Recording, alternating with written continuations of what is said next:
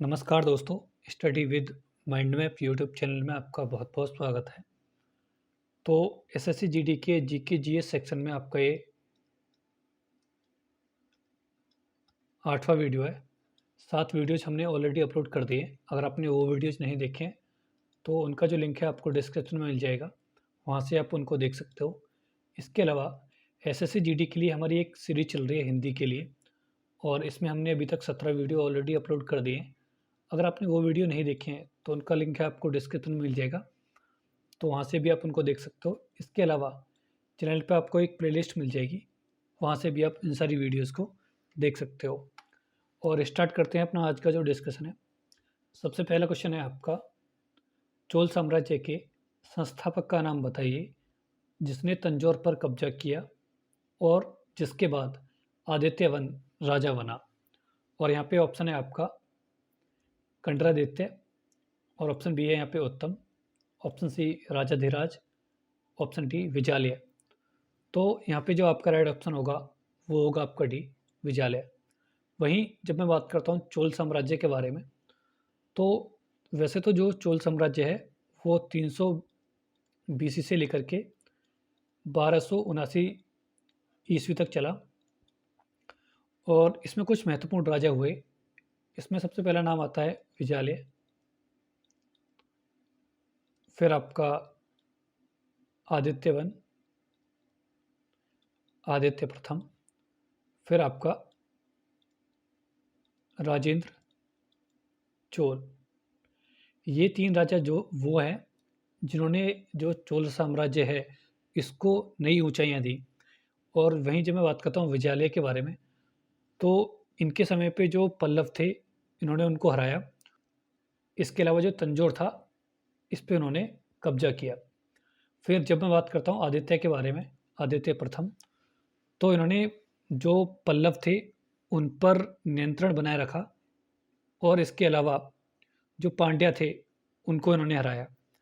फिर जब मैं बात करता हूँ राजेंद्र चोल, तो ये दक्षिण भारत के एक ऐसे राजा थे जिन्होंने गंगा के तटीय क्षेत्र तक लड़ाइयाँ लड़ी और वहाँ पे जीत भी हासिल की। तो ये एक महत्वपूर्ण राजा थे और इनके समय पे जो चोल साम्राज्य था वो अपनी चरम सीमा पे था।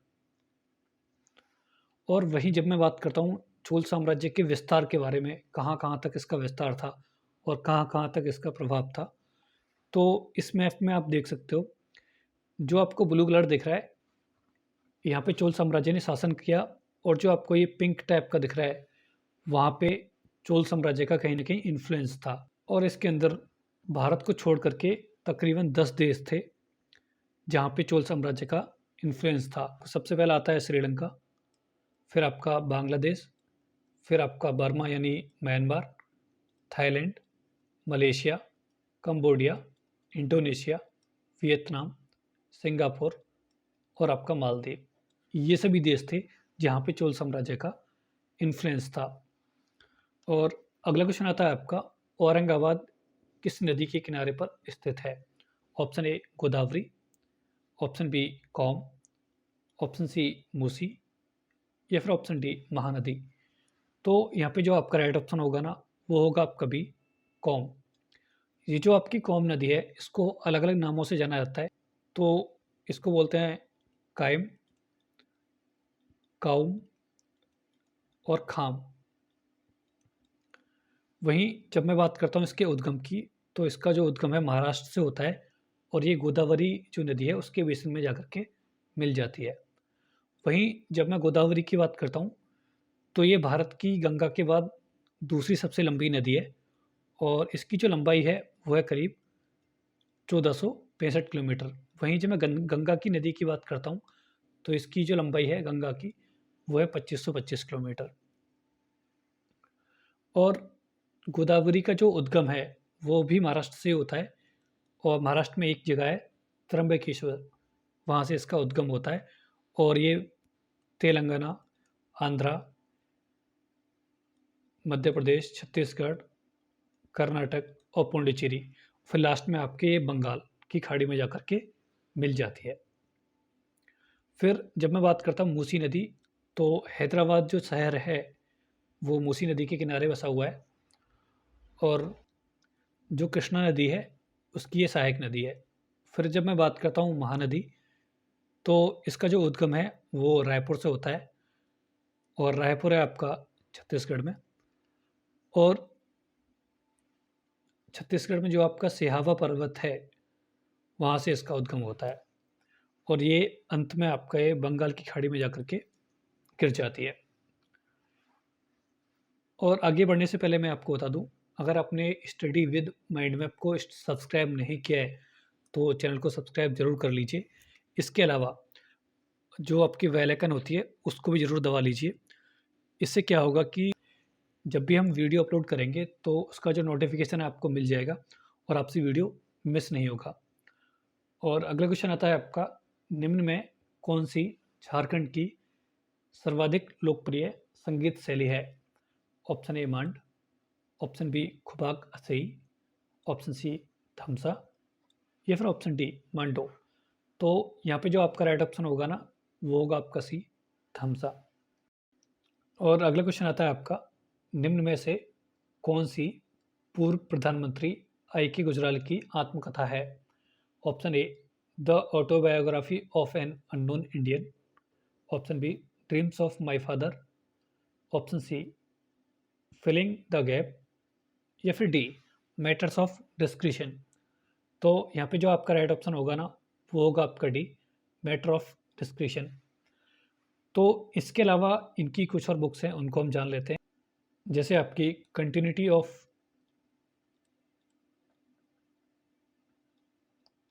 चेंज, फिर आपका इंडियाज फॉरेन पॉलिसी,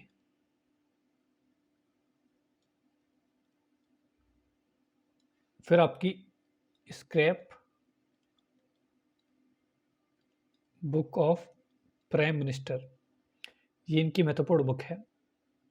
और जब मैं बात करता हूँ the auto biography of an unknown Indian, तो इसको लिखा है आपका निराद सी चौधरी। इसके अलावा इनकी कुछ और बुक्स हैं, उनको भी जान लेते हैं। जैसे आपका द कॉन्टिनेंट ऑफ सर्स,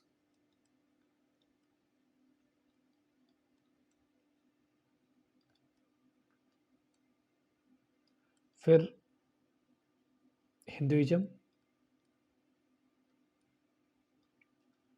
फिर आपका पैसेज टू इंग्लैंड,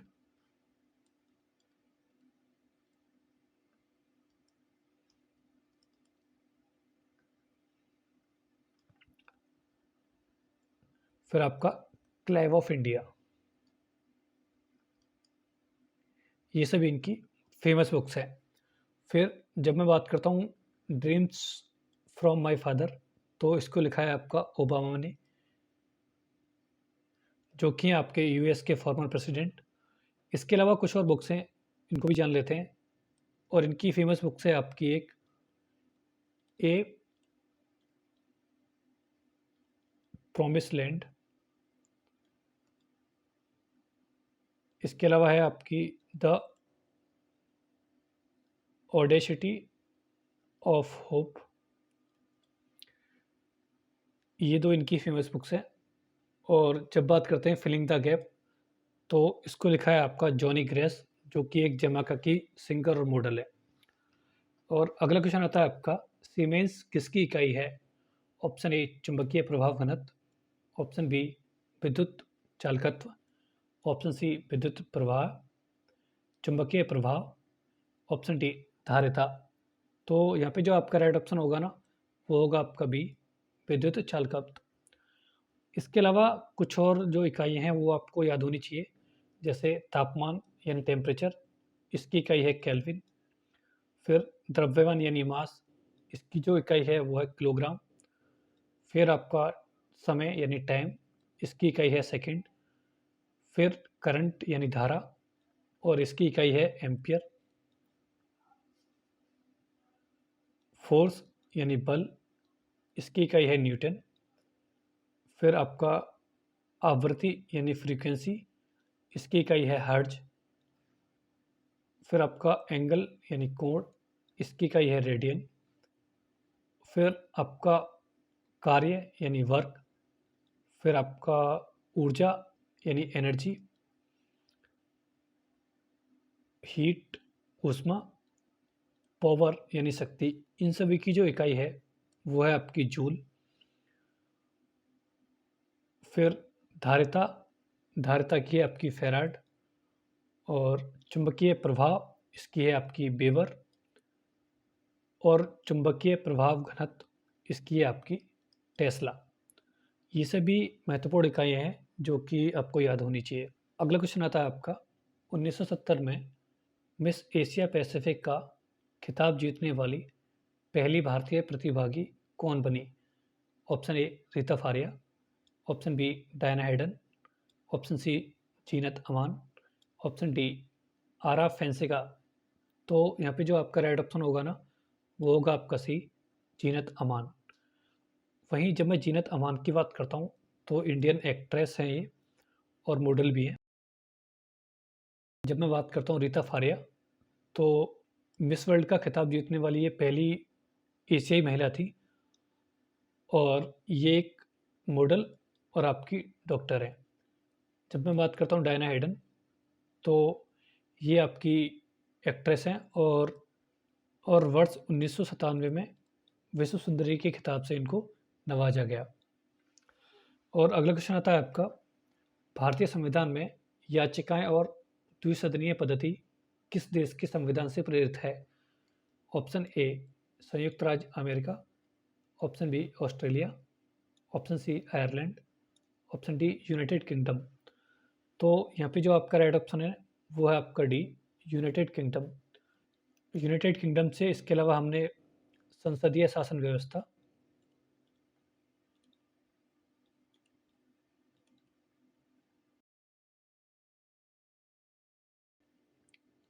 संसदीय विशेषाधिकार,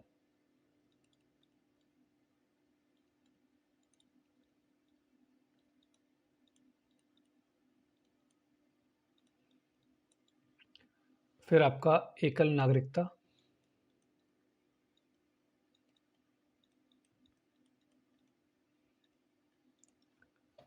फिर आपका मंत्रिमंडल की व्यवस्था।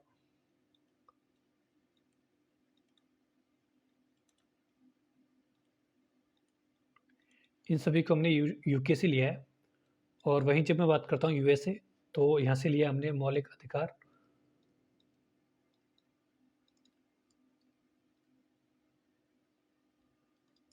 फिर इसके अलावा न्यायिक पुनरावलोकन,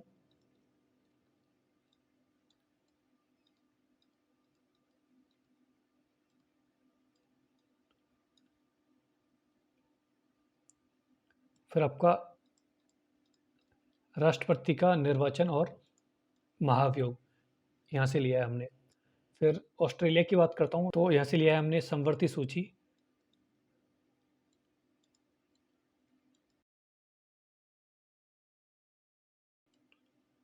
संयुक्त अधिवेशन। और जब आयरलैंड की बात करता हूँ तो यहाँ से लिया हमने राज्य के नीति निर्देशक तत्व।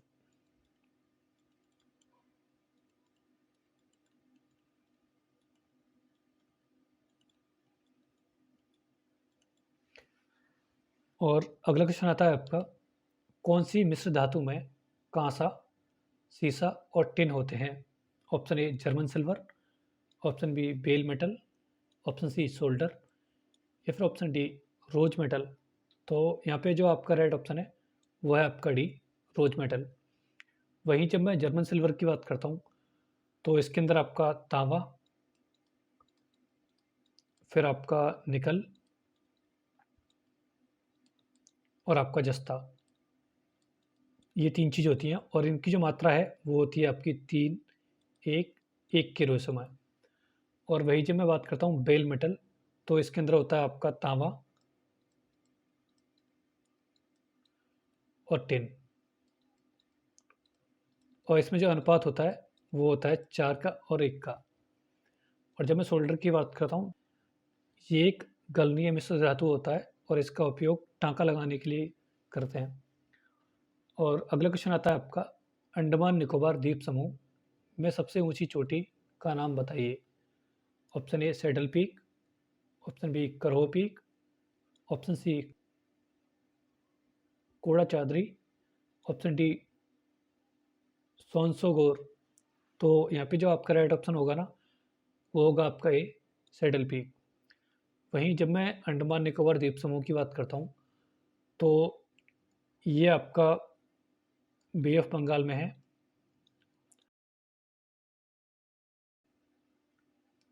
और इसकी जो कैपिटल है वो है पोर्ट ब्लेयर। इसके अलावा अंडमान निकोबार द्वीप समूह से कुछ और क्वेश्चन पूछे जा सकते हैं। जैसे सबसे पहला क्वेश्चन आ सकता है कि एशिया का एकमात्र सक्रिय ज्वालामुखी कौन सा है और वो कहाँ पे स्थित है। तो वो स्थित है आपका बैरन द्वीप पर। फिर आपसे पूछ सकता है कि भारत का जो सुषुप्त ज्वालामुखी है वो कौन से द्वीप पर है, या फिर पूछ सकता है कि कहाँ पे है। तो वो है आपका अंडमान एंड निकोबार में और द्वीप का नाम है आपका नारकोंडम। फिर आपसे पूछ सकता है कि अंडमान निकोबार द्वीप समूह में कुल द्वीपों की संख्या है वो कितनी है। तो वो है आपकी 572। फिर आपसे एक क्वेश्चन ये पूछ सकता है कि अंडमान निकोबार द्वीप समूह में सबसे बड़ा जो द्वीप है वो कौन सा है। तो वो है आपका मध्य अंडमान द्वीप।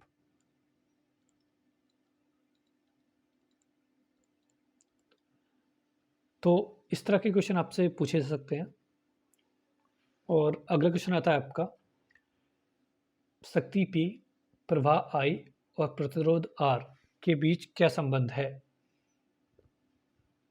Option A P equal to P square upon R, option B P equal to I R square, option C P equal to I upon R square, या फिर D P equal to I square are.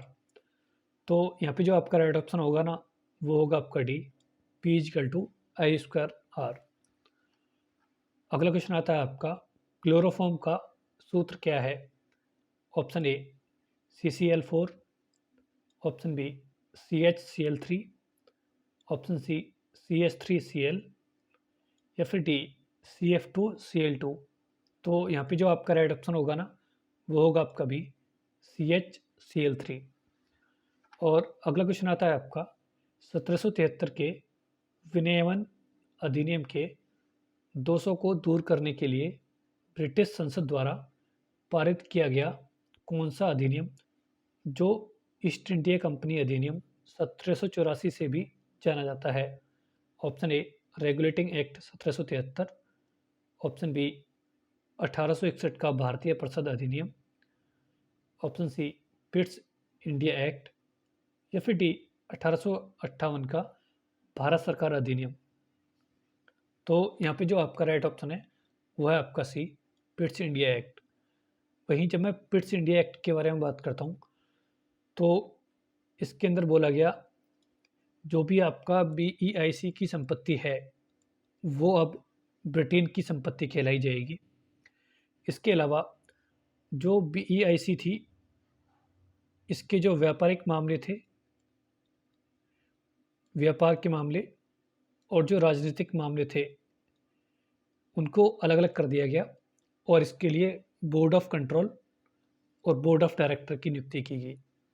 और वहीं जब मैं बात करता हूँ 1773 के रेगुलेटिंग एक्ट, तो इसमें आपकी जो बंगाल की प्रेसिडेंसी थी उसको बॉम्बे और मद्रास की प्रेसिडेंसी से सर्वोच्चम माना गया और दोनों को बंगाल के अधीन कर दिया गया। वहीं जो आपका बंगाल का गवर्नर था उसको गवर्नर जनरल बना दिया गया और सबसे पहला जो गवर्नर जनरल था वो था आपका वॉरेन हेस्टिंग। वहीं जब मैं बात करता हूँ 1861 के भारतीय परिषद अधिनियम के बारे में, तो इसमें भारतीयों के लिए सबसे पहली बार विधान परिषद में नामित करना प्रारंभ किया गया और इसमें जो भारतीयों की संख्या थी कम से कम 6 और अधिकतम 12 हो सकती थी और इनका जो कार्यकाल था वो 2 वर्ष के लिए होता था। वहीं जब मैं बात करता हूँ 1858 के भारत सरकार अधिनियम के बारे में, तो इसमें अभी तक जो शासन था वो ब्रिटिश ईस्ट इंडिया कंपनी कर रही थी। ये जो शासन था ब्रिटिश क्राउन के पास चला जाता है।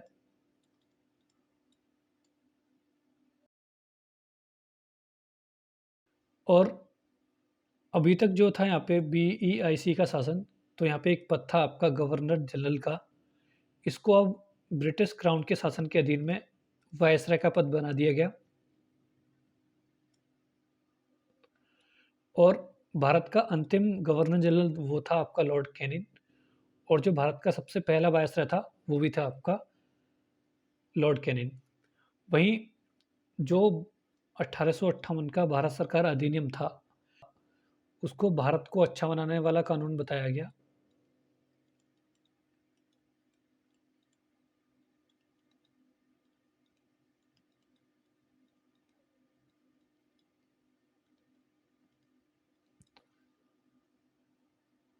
और अगला क्वेश्चन आता है आपका, ब्लैक फॉरेस्ट एक बड़ी वनाच्छादित पर्वत श्रृंखला है जो खालिस्तान में पाई जाती है।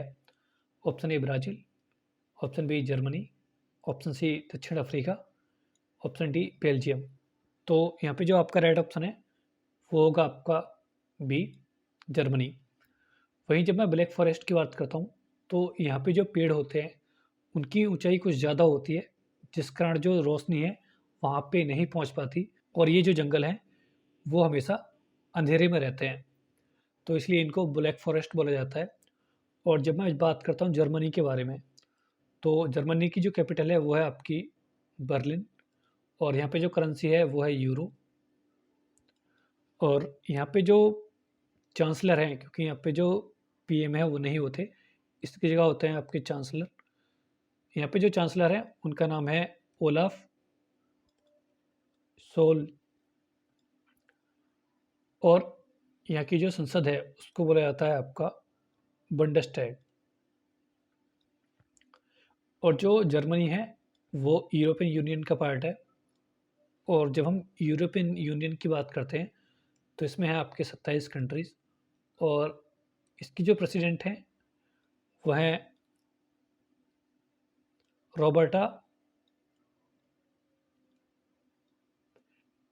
मेट्सोला, और जो कि है आपकी माल्टा की। अगला क्वेश्चन आता है आपका, आर्थिक सर्वेक्षण रिपोर्ट 2017-18 में दर्शाया गया है कि 2018 के लिए उद्योग वृद्धि दर खालिस्तान रहने की संभावना है। Option A 5.40, option B 5.90, option C 4.40, या फिर डी 4.90। तो यहाँ पे जो आपका राइट ऑप्शन है वो होगा आपका सी 4.40। वहीं जब मैं बात करता हूँ वर्ष 2022 के लिए जो GDP है वो अलग अलग संस्थाओं के अकॉर्डिंग कितने परसेंट से ग्रो करेगी, तो सबसे पहले हम बात करते हैं NSO।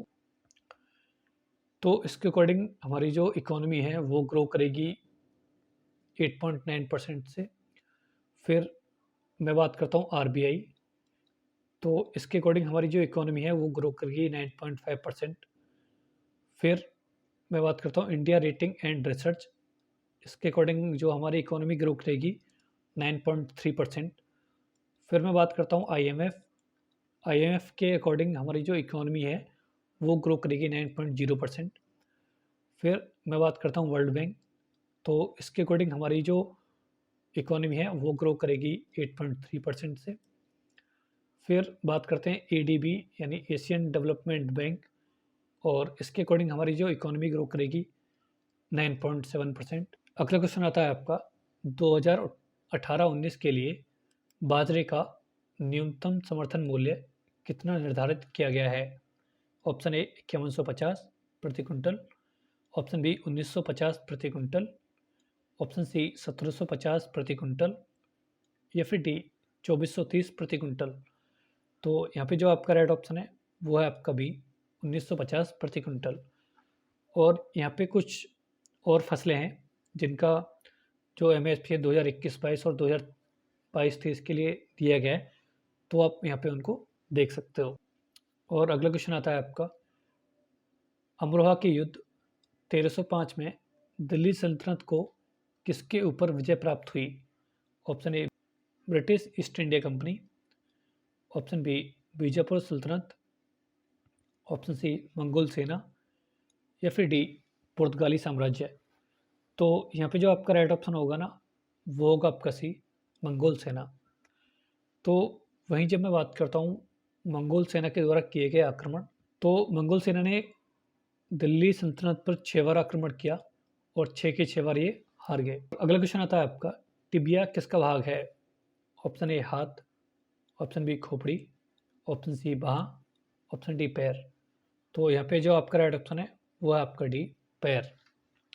अगला क्वेश्चन आता है आपका, भारतीय संविधान के किस भाग में चुनावों पर अनुच्छेद हैं? ऑप्शन ए भाग 15, ऑप्शन बी भाग 5, ऑप्शन सी भाग 20, या फिर डी भाग 10। तो यहाँ पे जो आपका राइट ऑप्शन है वो होगा आपका ए भाग 15।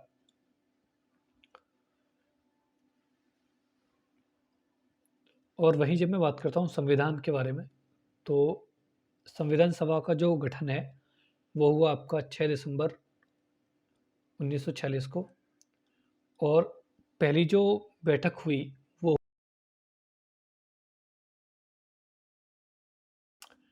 हुई आपकी 9 दिसंबर 1946 को।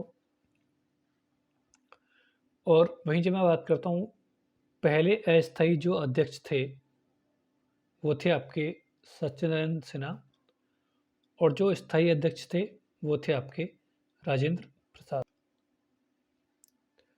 और अगला क्वेश्चन आता है आपका, मई 2018 में लुधियाना का खालिस्तान अंडर 23 श्रेणी में फिडे विश्व एमेचर व्यवसाय चैंपियनशिप जीतने वाला सबसे पहला भारतीय शतरंज खिलाड़ी बना। Option A Krishnan Sasikiran, option B Arvinder Preet, option C Bhaskaran Adhiban, या फिर ऑप्शन डी पेंटेला हरिकृष्ण। तो यहाँ पे जो आपका राइट ऑप्शन है वो है आपका बी अरविंदर प्रीत।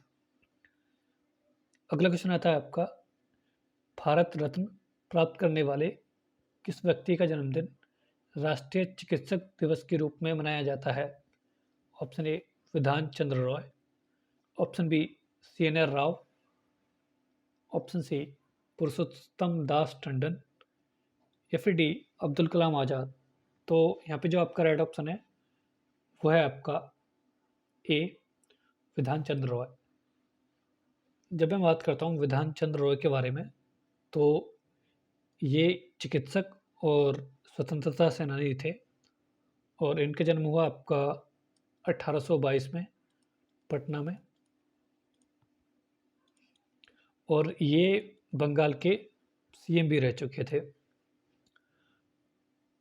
और वही जब मैं बात करता हूँ CNR राव, तो ये भारत के केमिस्ट हैं, और ये PM के भी सलाहकार है। और जब बात करते हैं पुरुषोत्तम दास टंडन, तो ये फ्रीडम फाइटर थे और राजनेता भी, और इनको 1961 में भारत जो रत्न है वो मिला। और जब बात करते हैं अब्दुल कलाम आज़ाद, तो ये भी भारत के राष्ट्रपति रह चुके हैं, और इनको जाना जाता है मिसाइल मैन ऑफ इंडिया के नाम से। अगला क्वेश्चन आता है आपका, अक्टूबर और नवंबर के बीच तमिलनाडु में मनाए जाने वाले किस अनोखे उत्सव कार्यक्रम में आग पर चलने की प्रथा है?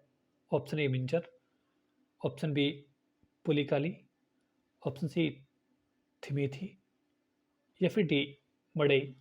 तो यहाँ पे जो आपका राइट ऑप्शन है वो है आपका सी थिमेथी।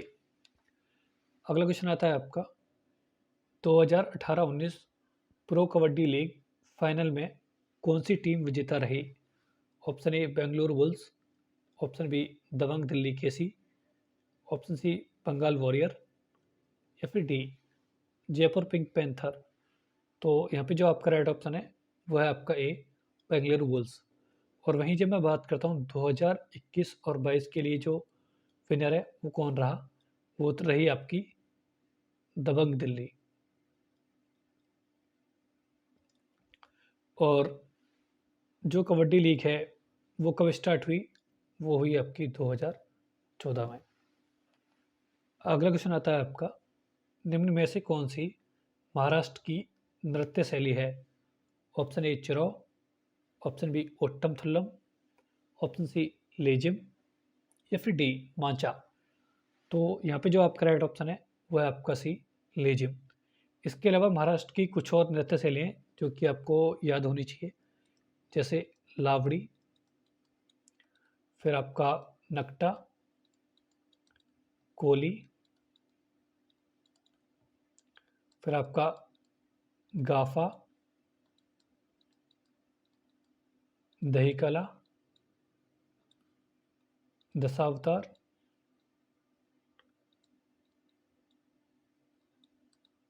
और आपका बोहड़ा। ये सभी आपके महाराष्ट्र की नृत्य शैली है। अगला क्वेश्चन आता है आपका, भारत सरकार अधिनियम 1919 23 दिसंबर 1919 से लागू हुआ। इस अधिनियम में खालिस्तान रिपोर्ट में सिफारिश किए गए सुधारों को शामिल किया गया। Option A Curzon, option B Montagu Chelmsford, option C राष्ट्रीय योजना या फिर डी मार्ले मिंटो। तो यहाँ पे जो आपका राइट ऑप्शन है वो होगा आपका बी मॉन्टेग्यू चेम्सफोर्ड। वहीं जब मैं बात करता हूँ भारत सरकार अधिनियम 1919 के बारे में, तो इसमें सबसे पहला काम ये हुआ, महिलाओं को वोट डालने का अधिकार दिया गया।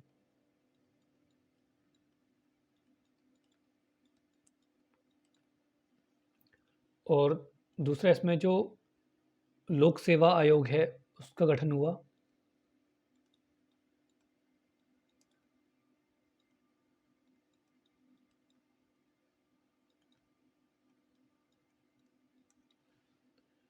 फिर जो आपका केंद्रीय बजट था और जो राज्य बजट था उनको अलग किया गया।